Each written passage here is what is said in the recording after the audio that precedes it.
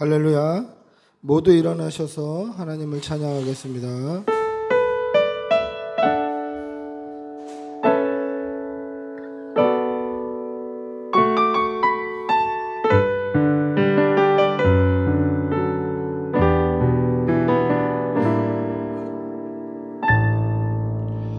화려하지 않아도 정결하게 사는 삶, 가진 것이 적어도 감사하며 사는 삶, 내게 주신 작은 일 나눠주며 사는 삶, 이것이 나의 삶의 행복이라오.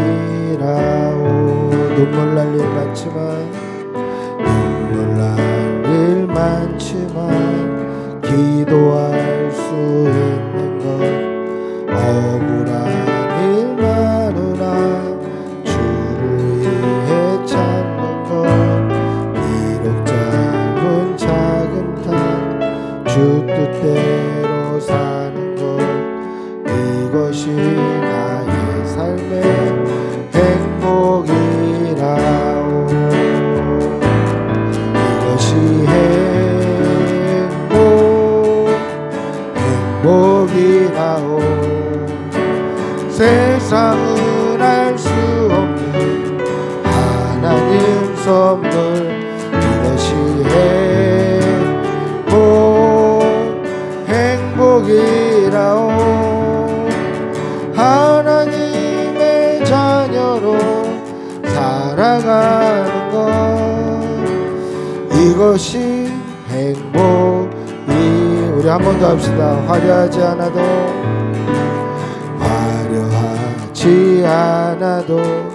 정결하게 사는 삶, 가진 것이 적어도 감사하며 사는 삶, 내게 주신 작은 일 나눠주며 사는 삶, 이것이 나의 삶의 행복이. 이것이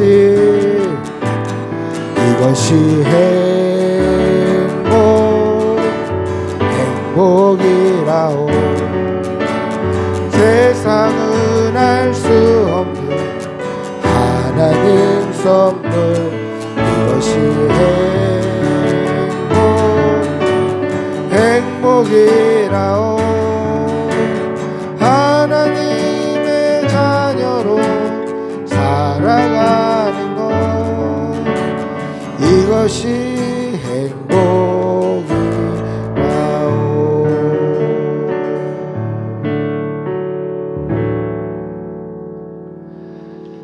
나는 전능하신 아버지 하나님, 천지의 창조주를 믿습니다.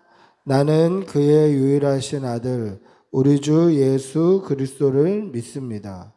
그는 성령으로 잉태되어 동정녀 마리아에게서 나시고 본디오 빌라도에게 고난을 받아 십자가에 못 박혀 죽으시고 장사된 지 사흘 만에 죽은 자 가운데서 다시 살아나셨으며 하늘에 오르시어 전능하신 아버지 하나님 우편에 앉아 계시다가 거기로부터 살아있는 자와 죽은 자를 심판하러 오십니다. 나는 성령을 믿으며 거룩한 공교회와 성도의 교제와 죄를 용서받는 것과 몸의 부활과 영생을 믿습니다. 아멘. 자리에 앉으시겠습니다.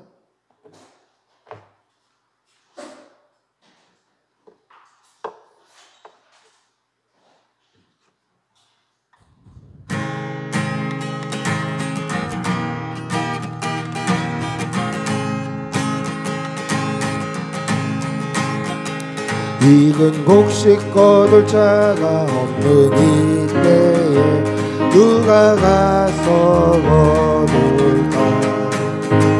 내가 어찌 게을러서 앉아 있을까? 어서 가가 맡으러 보내주소서.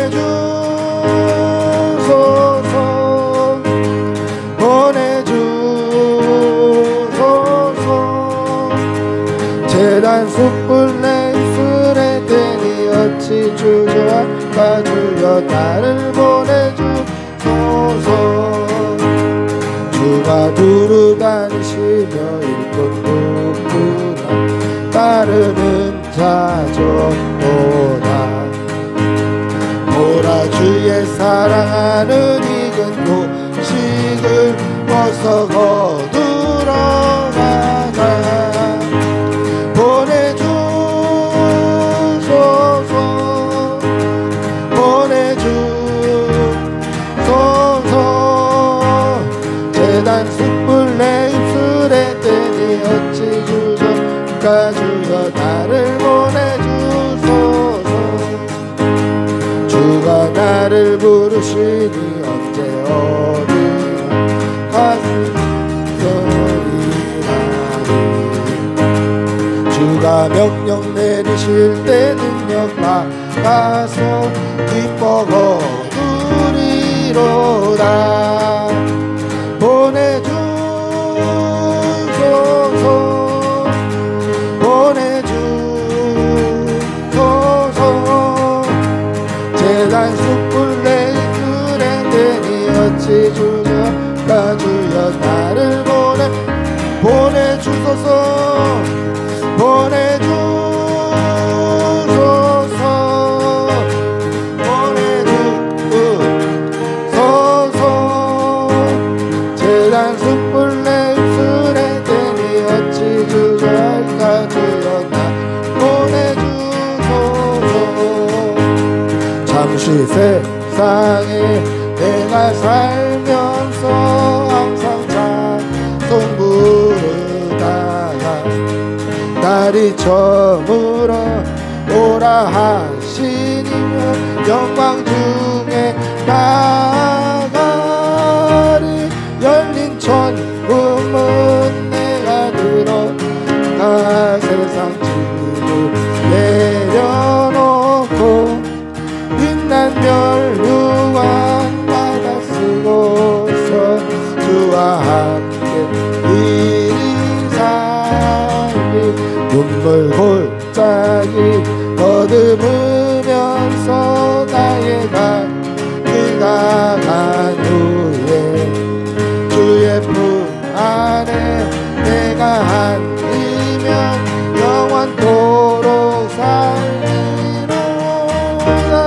열린 천국문 내가 들어가 세상 짐을 내려놓고 빛난 멸류관 받아 쓰고서 주와 함께 이리 살리.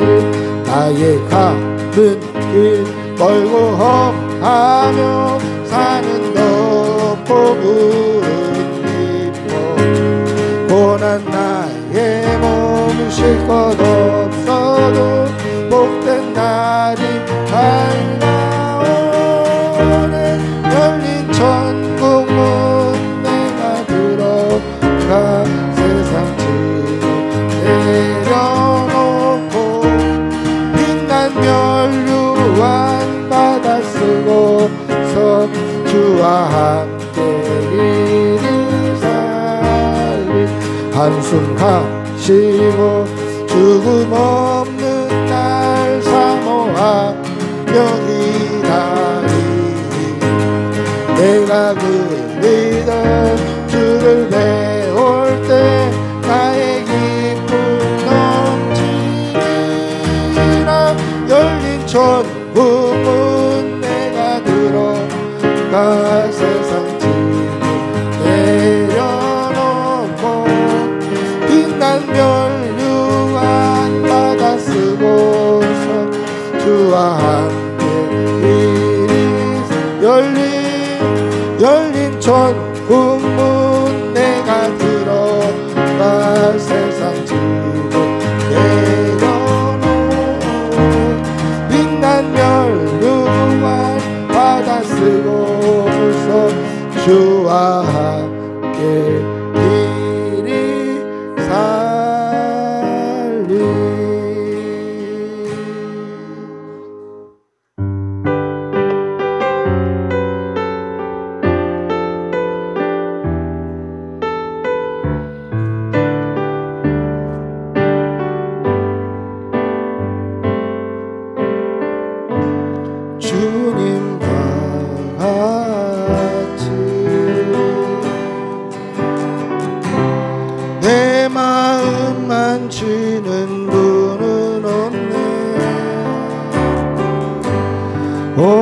세월 찾아 난 알았네. 내게 주밖에 주님과 같이 주님과 같이 내 마음 만지는 분은 없네. 오랜 세월 찾아 난 알았네. 내겐 주밖에 없네. 주 자비 강같이 흐르고 주 손길 지루하네. 고통받는 자녀 부르시 주밖에 없네. 주님과 같이 내 마음 만지는 분은 없네. 오랜 세월 찾아 난 알았네. 내게 주밖에 없네. 주님과 같이 주님과 같이 내 마음 만지는 분은 없네. 오랜 세월 찾아 난 알았네.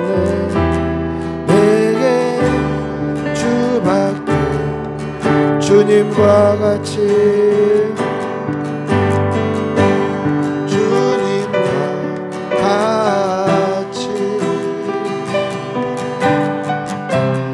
내 마음 만지는 분은 없네. 오랜 세월 찾아 난 알았네.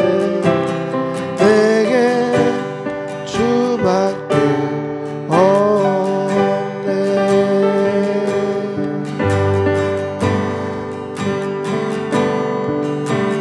슬픈 마음 있는 자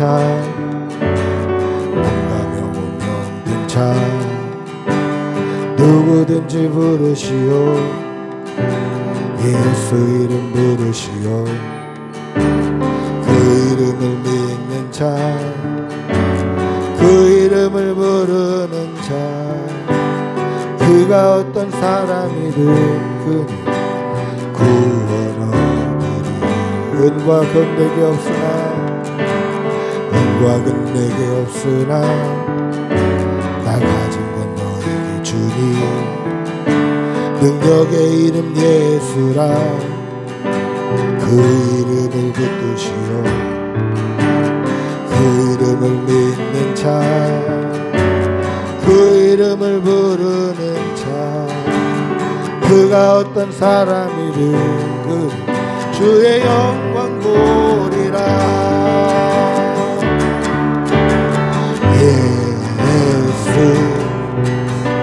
예수 오 능력의 그 이름 예수 나 외쳐 부르네.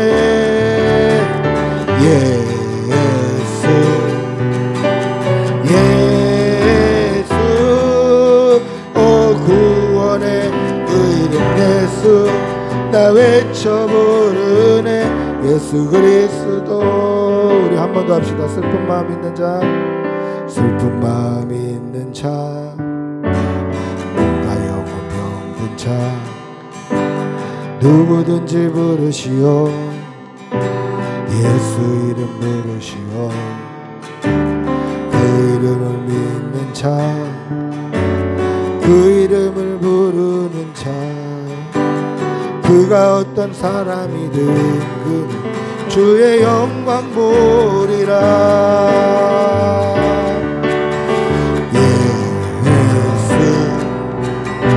예수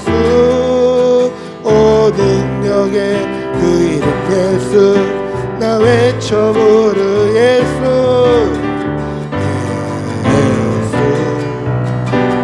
예수 오 구원의 그 이름 예수 나 외쳐 부르네 예수 그리스도.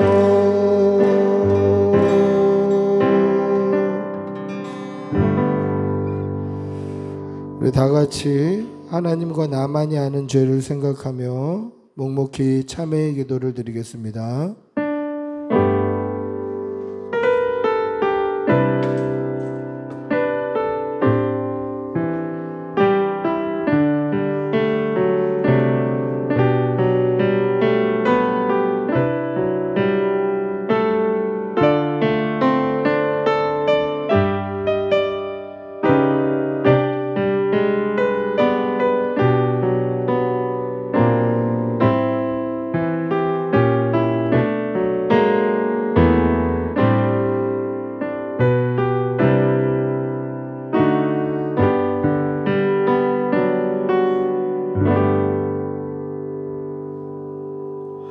여호와께서 말씀하시되 오라 우리가 서로 변론하자. 너희의 죄가 주홍 같을지라도 눈과 같이 희어질 것이요 진홍같이 붉을지라도 양털같이 희게 되리라. 아멘. 오늘도 살아계셔서 역사하시고 우리를 지금 이 시간 이 순간까지 인도하신 아버지 하나님께 존귀와 영광과 감사와 찬양을 올려드리오니 우리의 예배를 기쁘게 받아 주시옵소서. 이번 한 주간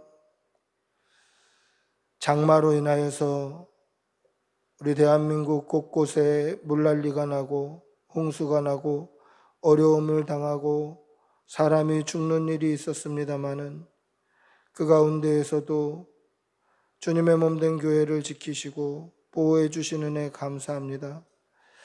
사랑하는 우리 교우들 어디에 있든지 무엇을 하든지 늘 눈동자와 같이 지켜주시고 혹여나 이 물난리를 통하여서 슬픔 당한 사람들 또 가족을 잃은 사람들에게 하나님께서 위로와 평안과 그 마음에 공허한 빈자리를 그리스도의 사랑으로 채워 주시옵소서.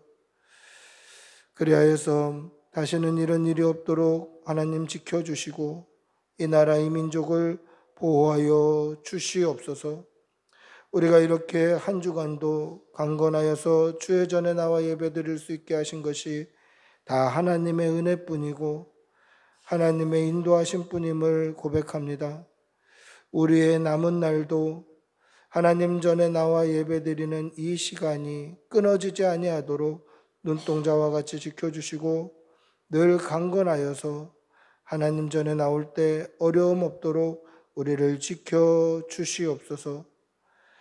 사랑하는 교우들 그 가정과 일터와 직장과 사업장에 복이 있게 하여 주시어서 물질에 어려움 당하는 가정 없게 하여 주시고 날마다 일용할 양식이 끊이지 않게 하여 주시고 건강의 어려움이나 가족과 자녀들의 어려움 없도록 늘 보호하여 주시옵소서.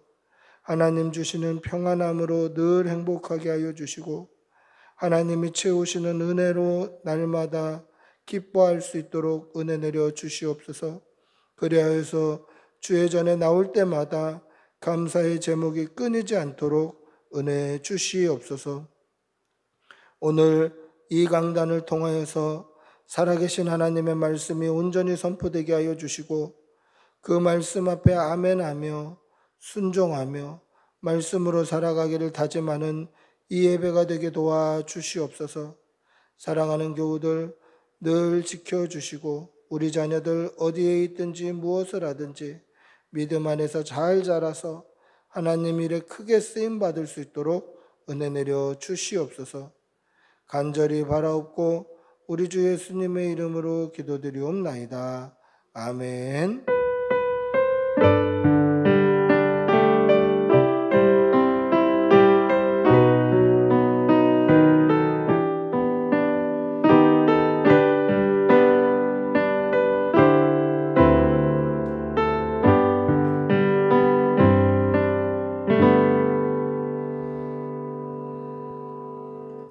찬송가 183장 찬송하시겠습니다. 찬송가 183장입니다.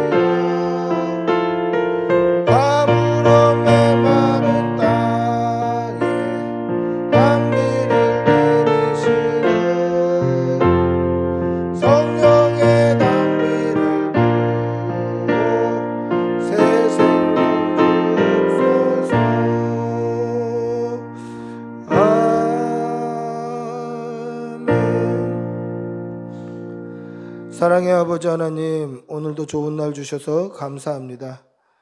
이렇게 주의 전에 나올 때 하나님 앞에 감사의 제목을 담아 여러 가지 모양으로 물질 올려드리오니 이 물질이 쓰이는 곳에 하나님의 나라가 서게 하여 주시고 드린 손길에는 천배의 복으로 갚아 주시옵소서. 사랑하는 교우들 어디에 있든지 무엇을 하든지 늘 하나님께 마음을 쏟으며 하나님께 전심을 내어드리는 그러한 교우들 되게 도와주시고 아버지 앞에 우리의 마음을 드릴 때마다 하나님께서 크신 은혜로 채워주시어서 더 많이 드리고도 남음이 있을 수 있도록 은혜 내려 주시옵소서. 감사를 드리며 우리 주 예수님의 이름으로 기도드리옵나이다. 아멘. 광고하겠습니다. 자세한 광고는 주보를 참조해 주시면 되겠습니다. 오늘 꿈꾸는 교회 나오신 여러분들 주님의 이름으로 환영하고 축복합니다. 우리 앞뒤 좌우로 한번 인사하시겠습니다. 사랑합니다. 환영합니다. 예. 새벽 기도의 수요 예배 광고를 좀 해야 되는데요. 새벽 기도의 수요 예배를 저희가 인스타그램 라이브로 진행을 했었는데 인스타그램 라이브가 이제 1000명 이하, 그러니까 구독자, 팔로우 숫자라고 하죠. 1000명 이하일 때에는 이제 라이브가 안 되는 걸로 이렇게 바뀐다고 합니다. 그래서 경고문이 뜨더라고요. 정확하게 언제 바뀐다 이런 거는 아직 알 수는 없습니다만은 이거 경고문이 떠서 갑자기 바뀌면 우리가 대처할 수 없기 때문에 이제 돌아오는 주부터는 새벽 묵상은 이제 녹화해서 아주 짧은 묵상으로, 그리고 수요 기도에는 이제 녹화해서 인스타그램이 아니라 유튜브로 실시간 이제 그 시간에 녹화해 놓은 걸 이제 트는 걸로 그렇게 좀 변경하도록 하겠습니다. 착오 없으시기를 바라고요. 또 묵상은 짧지만 내용은 그대로니까 요약해서 엑기스만 짧게 묵상한다고 해서 그게 다가 아니라 그 내용을 또 읽어보시고 그렇게 하셨으면 좋겠습니다. 자세한 광고는 주보를 참조해 주시면 되겠습니다. 하나님의 말씀 함께 보시겠습니다. 고린도후서 1장 4절에서 5절입니다.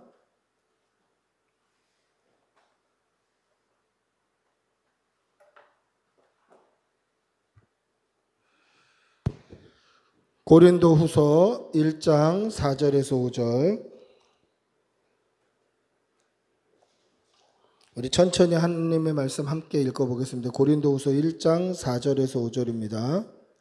신약성경 286면에 있습니다. 같이 읽겠습니다. 우리의 모든 환난 중에서 우리를 위로하사 우리로 하여금 하나님께 받는 위로로서 모든 환난 중에 있는 자들을 능히 위로하게 하시는 이시로다. 그리스도의 고난이 우리에게 넘친 것 같이 우리가 받는 위로도 그리스도로 말미암아 넘치는도다. 아멘. 할렐루야. 옛날 어느 마을에 이제 물이 말라버린 우물이 하나 있었습니다. 물이 마른 우물이니까 더 이상 그 우물을 그냥 방치해 둘 수가 없었던 거죠. 뭐 위험할 수도 있고 사람들이 뭐 빠질 수도 있고 다칠 수도 있기 때문에 마을 주민들이 이제 이 우물을 메워야 되겠다. 그래서 주변에 있는 자갈과 흙을 퍼다가 삽으로 그 우물을 메우기로 그렇게 결정을 했습니다. 그런데 그 마을에 아주 늙은 나귀 한 마리가 이 우물 메우는 작업을 하려고 준비하고 있는데 그 우물에 빠져버린 거예요.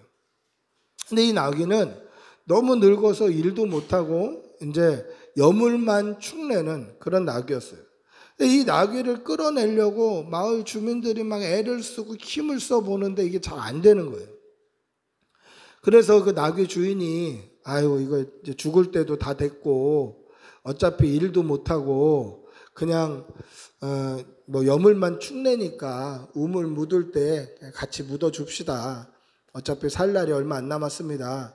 이렇게 얘기를 하고 이제 끌어올리는 거를 중지하고 이제 한 삽씩 퍼가지고 우물을 메우는 거예요. 그래서 흙과 자갈을 퍼서 우물에다가 이제 집어넣는 거죠. 근데 나귀가 막 죽겠다고 소리를 지르는 거예요. 나귀 울음소리를 제가 흉내를 못 내겠지만 어쨌든 막 죽겠다고 소리를 지르는 거예요. 그래서 그래도 뭐 그냥 뭐 무덤 만들어 준다 생각하고 사람들이 삽으로 나귀를 퍼 이제 나귀에게 이제 부은 거죠. 근데 울던 소리가 어느 순간부터 그치는 거예요.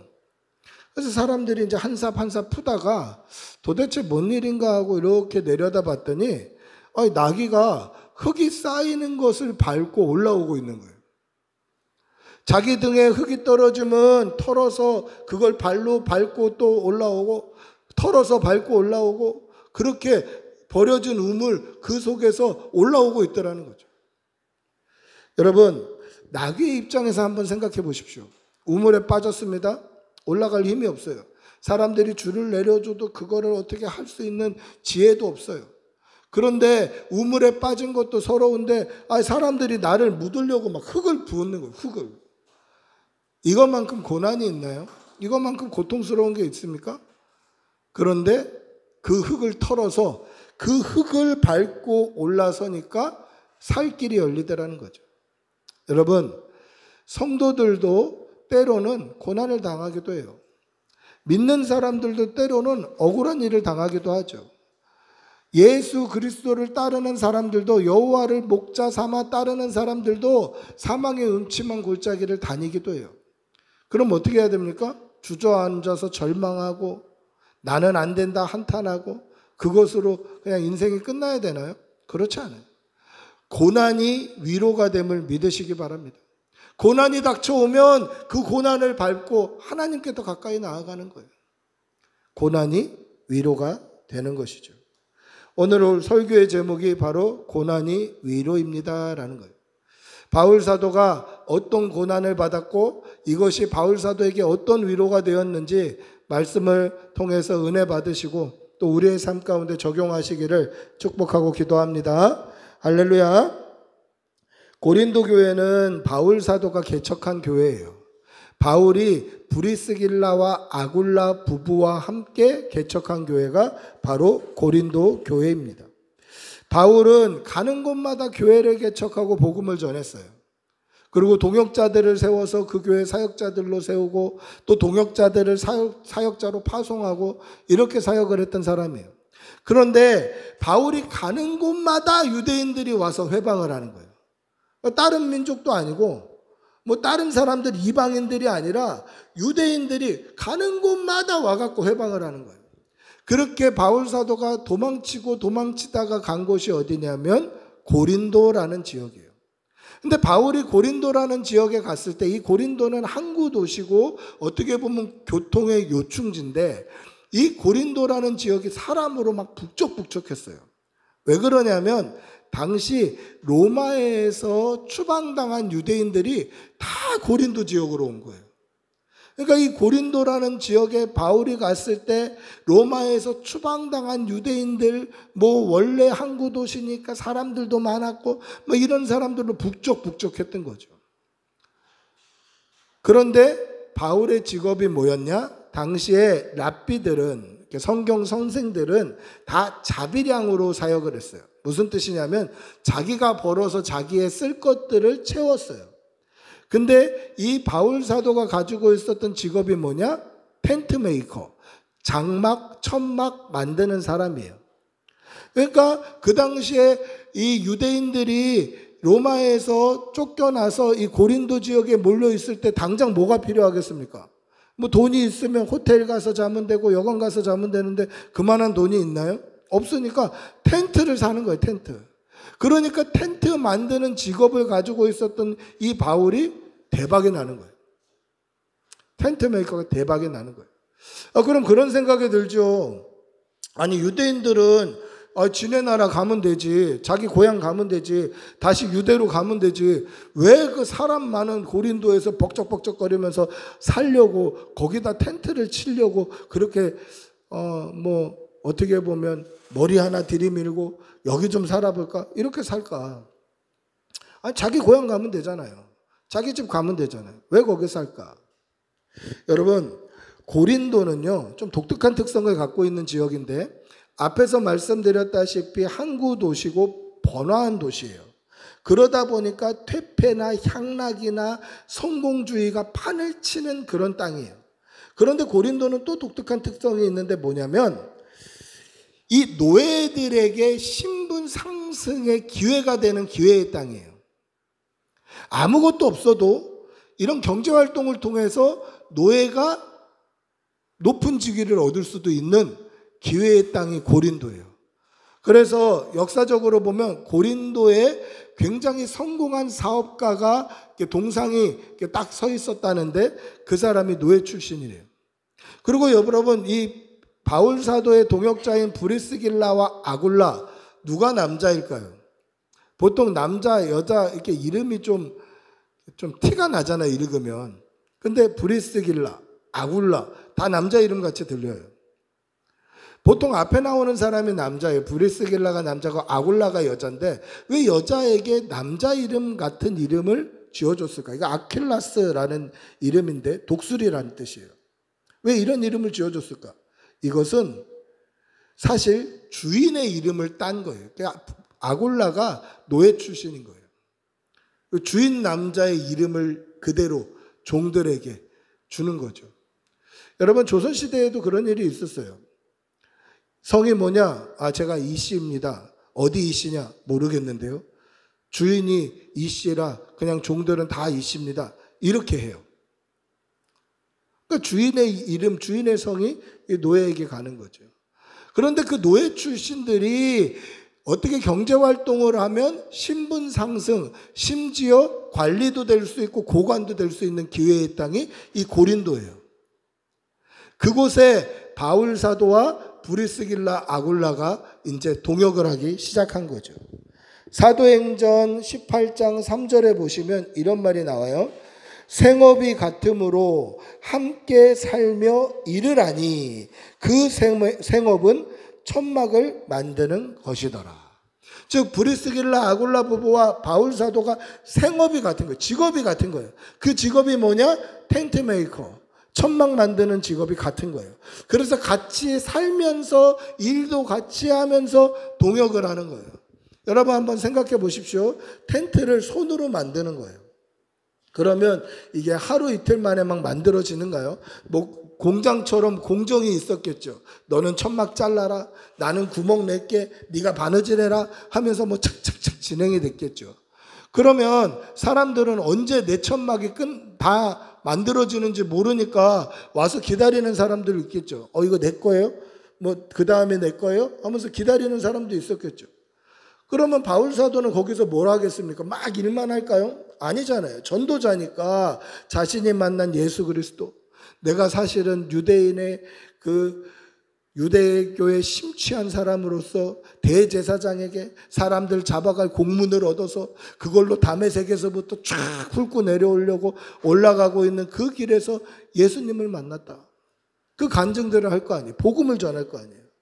그러니까 텐트 만들면서 복음 전하면서 또 텐트 기다리면서 복음을 들으면서 세워진 교회가 고린도 교회예요. 여러분 이게 우연일까요? 하나님의 섭리다라는 거죠. 여러분 우연히 바울 사도가 그쪽으로 갔을까요? 거기서 우연히 브리스길라와 아굴라를 만났을까요? 거기서 우연히 그들의 직업이 같았던 것일까요? 그리고 또 우연히 추방된 유대인들이 그곳에 모여서 우연히 텐트가 많이 필요했던 그 상황들이 일어났을까요? 그게 아니라는 거죠.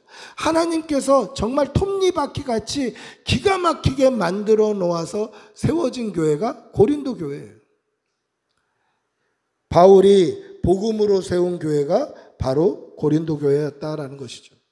그런데 이 교회에 바울 사도가 떠나고 나서 문제가 생기는 거예요. 그게 어떤 문제입니까? 앞에서도 말씀드렸다시피 고린도라는 지역이 세속적이고 향락적이고 퇴폐적이고 성공지향적인 곳이다라고 얘기했죠. 그러니까 교회 안에도 이런 성공주의가 들어와 있는 거예요. 당시에 고린도라는 지역을 휩쓸고 있었던 이 세속주의, 성공주의, 그냥 무조건 성공해야 된다, 무조건 많아져야 된다, 무조건 뭐 사업을 하면 사업이든 교회든 뭐 흥해야 된다, 이런 세상적인 세속주의가 교회 안에도 들어와 있는 거예요. 복음이 오염이 돼버린 거예요. 여러분 오늘날 한국교회는 이렇지 않던가요? 우리가 있는 교회는 괜찮습니까? 여전히 오늘날에도 세속주의가 교회 안에 판을 치고 있어요. 그러다 보면 복음이 오염이 되는 거예요. 그러다 보면 신앙생활이 오염이 되는 거예요. 여러분 세속주의로 교회를 바라보면 어떻게 봐지냐면 주일날 쉬는 게 낫지 거기 가서 뭐 한다고 앉아서 예배를 드리냐, 이렇게 효율성으로 가요. 아니 먹고 살기도 바쁜데 무슨 복음을 전한다고 그러냐, 이렇게 효율 위주로 가요. 세속주의, 성공주의가 판치면 아니 교회가 무슨 구제한다고 그러냐, 니네 부흥시켜야지, 성장해야지, 이렇게 되는 거예요. 그래서 교회의 비전을 보면 이게 회사 비전인지 교회 비전인지 알 수 없을 정도로 그렇게 세속주의가 교회 안에 들어와 있으면 복음이 희미해지는 거예요. 복음이 약해지는 거예요. 복음 전할 시간 어디 있어? 사람이라도 한 명 더 데려와. 복음 전할 시간 어디 있어? 교회가 더 으쌰으쌰해서 성장해야지, 이렇게 되는 거예요. 그러니까 복음 전도보다도 그냥 숫자 늘리는 데 혈안이 돼 있는 거예요. 여러분 제가 처음 개척했을 때에도 저에게 조언을 해주시는 분들이 굉장히 많았어요. 제가 조언 좀 해주세요, 뭐 이렇게 요청 안 해도 저한테 조언해 주신다는 분들이 굉장히 많았어요. 근데 다 그러신 건 아니지만 조언해 주시는 사람들의 대부분이 어떻게 하면 교회 숫자 늘릴까를 저한테 카운셀링 해 주셨어요. 이렇게 하면 숫자 는다, 이렇게 하면 숫자 늘더라. 그리고 숫자 느는 것이 성공적인 목회라고 가르쳐 주시더라고요. 여러분, 근데 교회가 숫자만 늘어나면 성공적인 목회인가요? 제가 교회가 막 숫자가 늘어서 몇백 명, 몇천 명 되는 교회를 만들어내면 저는 성공한 목회자인가요? 그렇지 않은 거예요. 저는 복음 전파하는 사람이고 복음으로 말미암아 천국 가는 천국 백성들을 많이 만들어내는 게 제 비전이에요. 그러니까 교회 숫자보다도 나를 만나는 사람들, 내 설교를 듣는 사람들이 어떻게 예수 믿고 구원을 받을지가 더 관심사죠. 근데 복음보다도 성공 위주 세속주의가 교회 안에 들어오면 그런 거는 부흥시켜 놓고 하라고, 그런 거는 숫자 늘려놓고 하라고 그렇게 얘기해요. 여러분, 교회가 고작 숫자 늘리는 데 목적이 있어야 되나요? 하나님께서 숫자 늘리라고 교회를 세워주셨습니까? 그렇지 않은 거예요. 예수님의 사역이 뭡니까? 숫자 늘리는데 급급했나요? 그렇지 않아요. 하나님의 말씀을 가르치시고 천국 복음을 전파하시고 모든 약한 자들, 병자들을 고치시고 힘을 주셨단 말이에요. 그게 예수님의 사역이고 그 사역이 오늘 교회에 위임된 거예요. 그러면 교회는 어떻게 해야 됩니까? 예수 그리스도의 그 사역을 본받아서 교회 역시 하나님의 말씀을 가르치고 천국 복음을 전파하고 모든 약한 사람들, 병든 사람들 구제하고 섬기고, 그게 교회의 사명이에요. 근데 그렇게 하면 손해본다는 거죠. 심지어 저에게 이렇게 얘기해 주시는 목사님도 계셨어요. 제가 복음을 가지고 교회를 새로 하려고 합니다. 저는 무조건 복음 설교하고 천국 복음 전파하고 그렇게 교회를 세워가려고 합니다. 그랬더니 저에게 예언 같은 말씀을 하시더라고요. 이 목사님, 그렇게 하면 교회 부흥 안 됩니다 그러더라고요. 그럼 어떻게 하면 부흥됩니까? 그랬더니 복 받는다고 해야지. 복 받는다고. 예언처럼 숫자가 안 늘어나고 있잖아요, 우리 교회가. 근데 복음을 잃어버리면요, 교회는 생명력을 잃어버리는 거예요. 예수 그리스도 십자가, 하나님의 말씀, 복음이 세속주의로 오염이 되면 교회는 교회의 생명력을 잃어버리게 되는 거예요. 바울 사도가 개척했던 고린도 교회는 세상의 세속주의, 세상의 그 성공주의가 복음을 오염시켜 버렸어요. 그래서 그 교회의 복음이 굉장히 힘이 없게 만들어 버린 거예요. 바울 사도는 이 소식을 들었습니다. 그래서 고린도 교회에 편지를 보냈죠. 고린도 전서가 그 편지고, 그리고 오늘 고린도 후서를 보내는 거예요. 그런데 세속주의 관점으로 바울을 어떻게 평가하고 있냐면, 우리 한번 같이 읽어볼까요? 고린도후서 10장 10절입니다. 고린도후서 10장 10절 같이 읽어보겠습니다. 시작. 그들의 말이, 그의 편지들은 무게가 있고 힘이 있으나 그가 몸으로 대할 때는 약하고 그 말도 시원치 않다 하니. 여러분, 무슨 얘기입니까? 바울 사도를 인간적으로, 인격적으로 모독하는 거예요. 그 기준은 뭐죠? 세속주의, 성공주의예요. 아니, 글은 번지르르 하던데 실제로 니들 만나보지 않았냐? 만나보니까 어떻더노? 뭐 힘이 없지 않더냐? 말에도 힘이 없고 사람도 티미하고 육체에 가시가 있어서 말씀 전하다 자빠지고 넘어지고 인간적으로 약하지 않더냐? 그런 걸 무슨 사도라고 하냐? 그러니까 사도성까지도 도전받는 거예요. 여러분, 교회가 복음 외에 세속주의, 성공주의가 들어오면 이렇게 사람들을 인격적으로 모독하게 돼 있어요. 오늘 10장 10절에 뭐라고 되어 있습니다. 그들의 말이, 여기서 그들이 누구죠? 교회 안에 세속주의를 가지고 온 사람들이에요. 그런 사람들이 있더라는 거죠.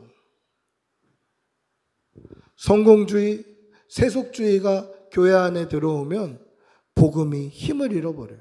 오염이 돼버리는 거예요. 그래서 초대 개척한 그 사역자 바울을 뭐라고 얘기합니까? 편지는 읽을만 하던데 실제 설교 들어보니까 영 별로더라. 그런 게 뭔 사도라고. 이런 표현이에요. 이 말을 들은 바울 사도가 얼마나 속이 상했을까요? 그들의 말이 이렇게 얘기하고 있다던데 나에 대해서 그의 편지는 무게가 있고 힘이 있으나 그가 몸으로 대할 때는 실제로 만나서 얘기 들어보니까 형편없더라. 약하고 그 말도 시원하지가 않더라. 말도 제대로 못하더라. 그게 뭐 사도냐. 이런 인격적인 모독이 일어나는 거예요. 그러다 보니까 어떻게 됩니까? 바울이 전한 복음까지 오염이 되는 거예요. 그게 무슨 사도냐? 그가 말한 그 복음, 그가 말한 예수, 그가 말한 십자가, 그거 진짜 맞는 거 맞냐? 이렇게 오해를 받고 도전을 받게 되는 것이죠. 여러분, 바울의 복음과 관계없이 그들은 자신들의 인간적인 시각으로 바울을 공격하는 거예요. 교회 안에 세속주의가 들어오면 이래요. 바울이 얼마나 속이 상했을까? 그런데 바울은 끝까지 예수 그리스도 복음을 붙들고 살아가더라는 것이죠.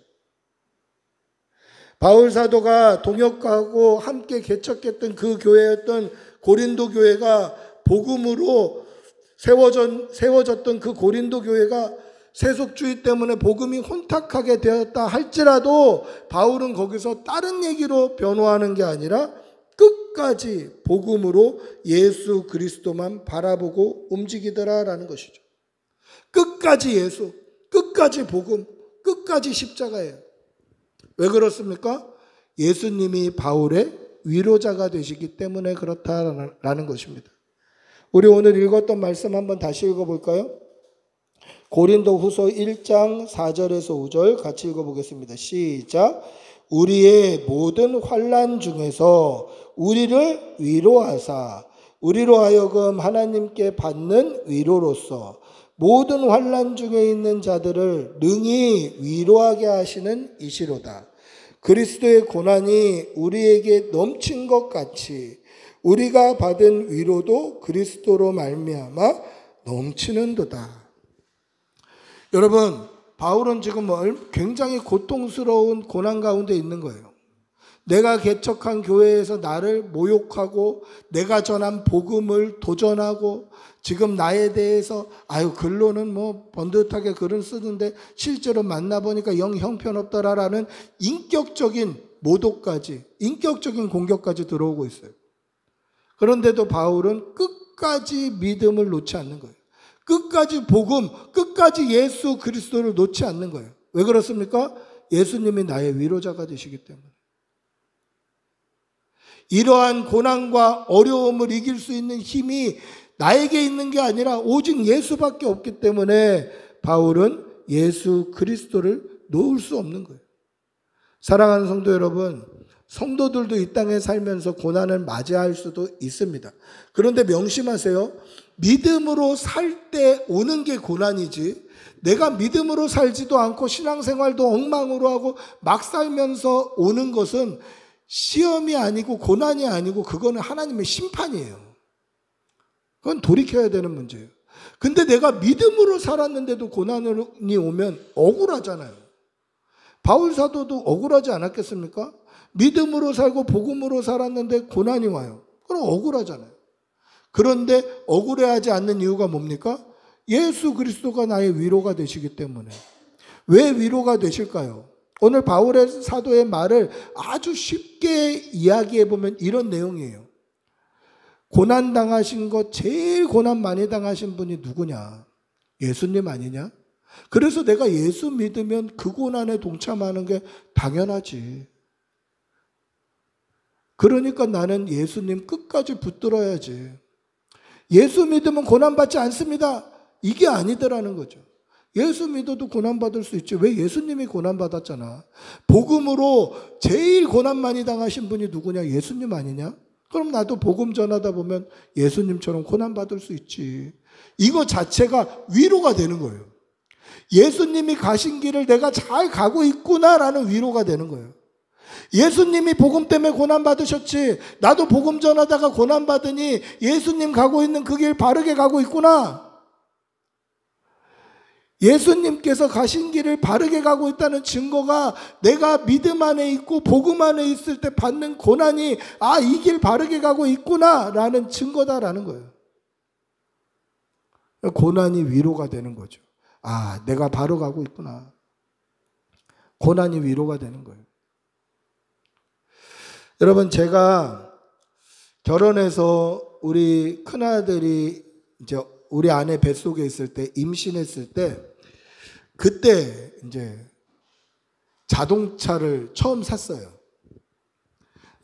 자동차를 처음 샀을 때 임시 면허밖에 없었어요. 본 면허가 없었는데, 자동차를 사러 또 부산에서 살다가 서울이 싸다고 그래갖고 서울까지 와서 이제 자동차를 산 거예요.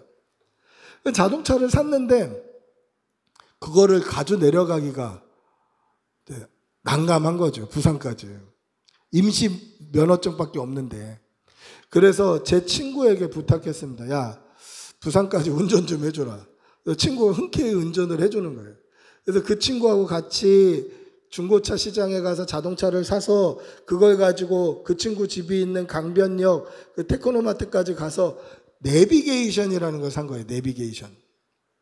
그 내비게이션을 딱 달고 이제 부산으로 내려가는데 내비게이션에 찍힌 대로 가야 되잖아요. 근데 내비게이션을 처음 사보니까 제가 이제 고집을 부리는 거예요. 내비게이션을 안 따라가고 친구한테 이제 계속 이쪽으로 가 저쪽으로 가 막 제가 아는 길을 자꾸 막 안내를 하는 거예요.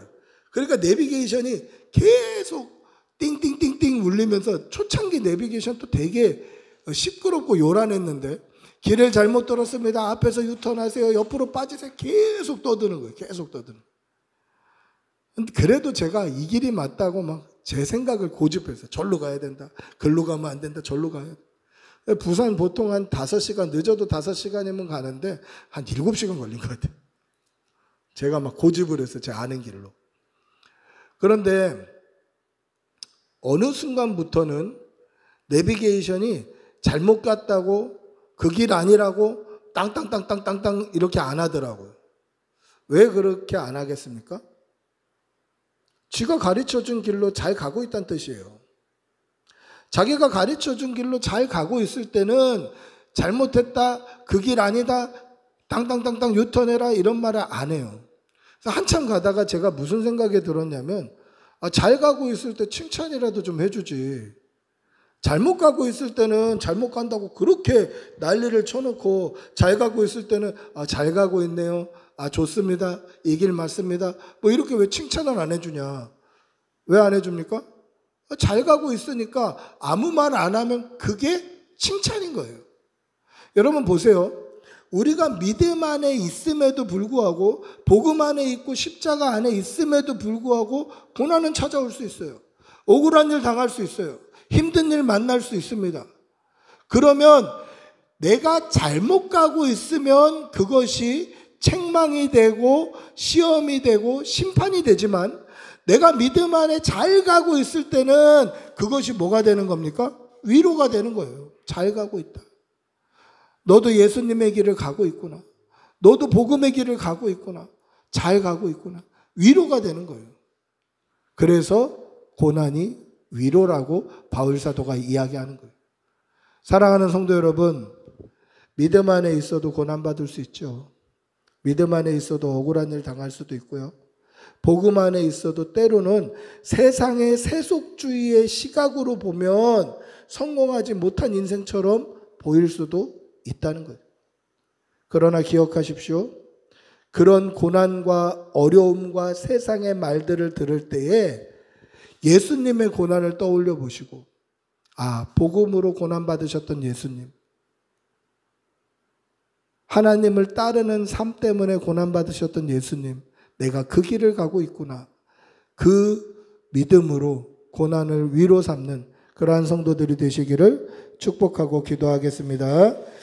우리 다 일어나셔서 한번 찬양하겠습니다.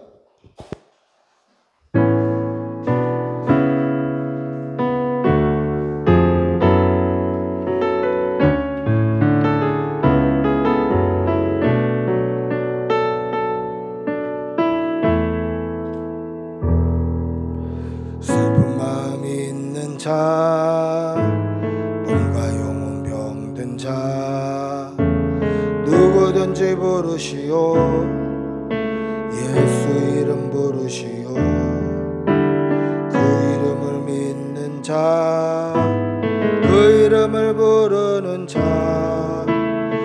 그가 어떤 사람이든 그는 구원 얻으리. 은과 금 내게 없으나 나 가진 건 너에게 주니. 능력의 이름 예수라. 그 이름을 붙드시오. 그 이름을 믿는 자, 그 이름을 외치는 자, 그가 어떤 사람이든 그는 주의 영광 보리라.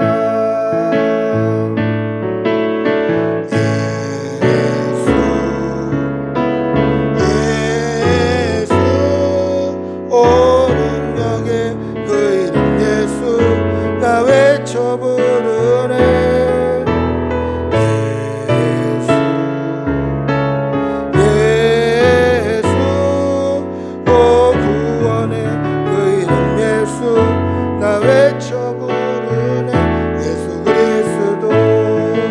한번 같이 기도하겠습니다. 같이 기도할 때, 하나님, 내가 믿음으로 살아도 때로는 고난을 만나기도 하고, 복음으로 살아도 때로는 억울한 일을 당하기도 하는데, 그때마다 낙심하거나 원망하지 아니하고 예수님이 가신 그 길을 나도 걷고 있다고, 예수님이 받으신 고난을 나도 받고 있다고 믿음으로 위로를 받고, 우리의 고난이 나의 위로가 되시며 우리에게 위로 주시는 예수 그리스도, 그 하나님의 은혜로 살게 해달라고 주님의 이름 한번 부르고 같이 기도하겠습니다. 주님, 나의 주시옵소서. 아버지 예수 그리스도 십자가 복음이 나의 위로가 되게 해주시고, 하나님 어디에 있든지 무엇을 하든지 그 십자가가 내 위로가 되게 해주시고, 복음이 나의 위로가 되게 해주시고,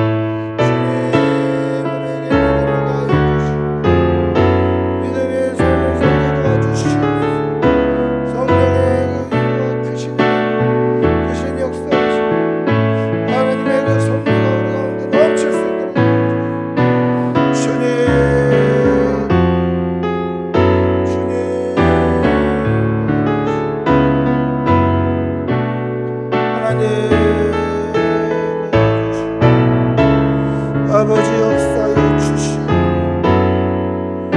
주님 도와주시옵소서.